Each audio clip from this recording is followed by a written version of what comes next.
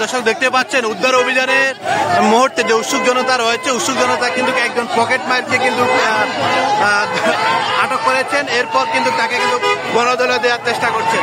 দর্শক আমরা একটু সামনের দিকে যাওয়ার চেষ্টা করবো। ঠিক দেখতে পাচ্ছেন সামনের দিকে কিন্তু এই পকেট মার কিন্তু দৌড়ে যাচ্ছেন এবং উৎসুক জনতা তাকে ধরার চেষ্টা করছে। দেখতে পাচ্ছেন টঙ্গীতে যে পরিমাণ যে পকেট মার অর্থাৎ যে ছিনতাইকারী রয়েছে, দর্শক দেখতে পাচ্ছেন এই মুহূর্তে কিন্তু এই পকেট মারটিকে কিন্তু আসলে জনতা কিন্তু গণদোলায় দিচ্ছেন। দর্শক এখানে যে নিখোঁজ হওয়া যেই নারী রয়েছেন অর্থাৎ তাকে কিন্তু উদ্ধার অভিযান চালাচ্ছিলেন, সেই উদ্ধার অভিযানে কিন্তু তিনি সেই পকেট মারার চেষ্টা করছিলেন। তাকে কিন্তু এখানকার যে উৎসুক জনতা রয়েছে তারা কিন্তু আসলে ধরেই কিন্তু আসলে গণদোলায় দিচ্ছেন। দেখতে পাচ্ছেন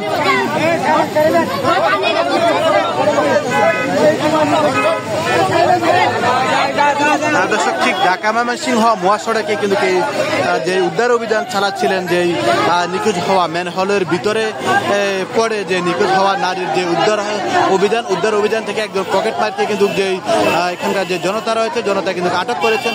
আটক করে কিন্তু গণদোলায় দিচ্ছেন, যেমনটি দেখতে পাচ্ছেন।